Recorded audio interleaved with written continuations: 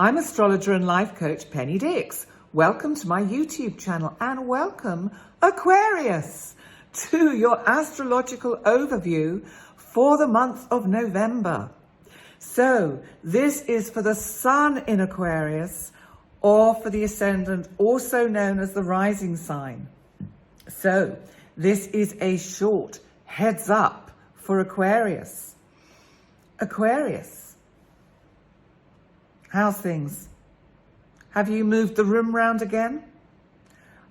Well, I expect you to be doing things like that because you've got Uranus in the part of your chart that's to do with the home and your living space.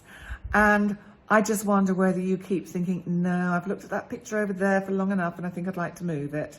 And now I'm going to move it over there. No, that's long enough. I'm going to move it over there. Rearranging things, all sorts of things, maybe even kicking people out or allowing people in. Who knows what's been going? Some of you will even move house, and that is for certain. You'll certainly be living somewhere different.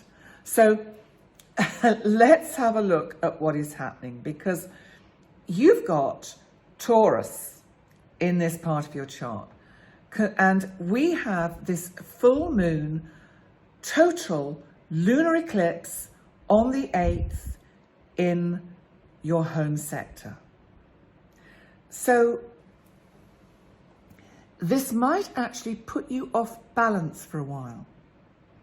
And it might have you feeling a little bit unsure about the changes at home that you've already made or you want to make. Because you're recognizing that you have to tighten up on your finances so that even though you had kind of perhaps budgeted for certain changes, it's now looking a little bit more sticky and you're not quite sure if you're going to manage it. Now, Saturn directing your sign, thank goodness, is giving you some time. It's giving you some time to pace yourself and to enjoy the energy of Mars, which is in Gemini in your 5th house. Now, Mars is now retrograde, and it's retrograde till the 12th of January.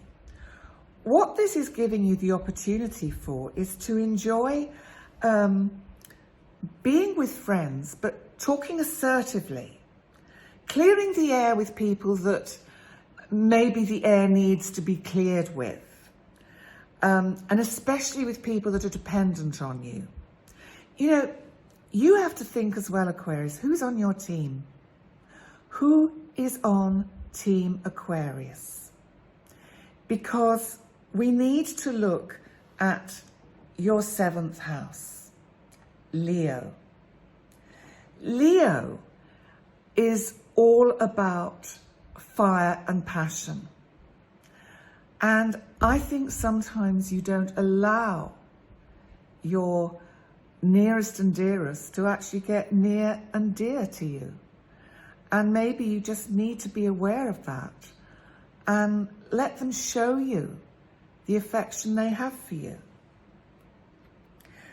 But we also need to look at this Mars in Gemini, which is squaring, which is a hard aspect, Neptune and Jupiter in the 2nd. Because your 2nd house, Pisces, is all about your finances. Now, what is concerning here is that I think this retrograde Mars is seeing you have some disagreements about budgeting.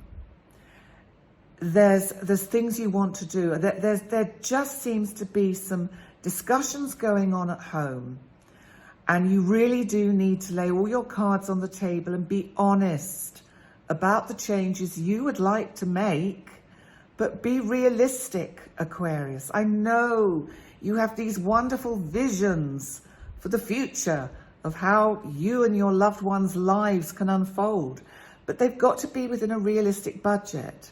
And everybody is having to tighten the belt at the moment, Aquarius. Just have a think back to what was going on in April, because Jupiter and Neptune were both conjunct in this part of your chart. So that will give you a clue. You need to actually use your intuition. I think your intuition is saying, hold your horses.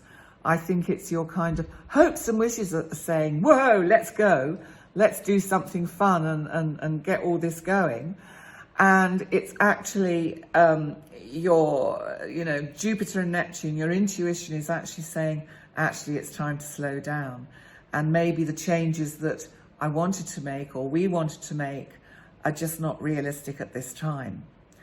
So we have on the 23rd, we have a new moon, and it's in Sagittarius in that part of your chart to do with your hopes and wishes. So you know what, Aquarius, that would be excellent energy to actually re-look at some of these projects, re-look at the changes that you want to make, especially with your living space, and just see if there are some other ways, some cleverer ways to make the changes that you want to make that don't actually cost an arm and a leg.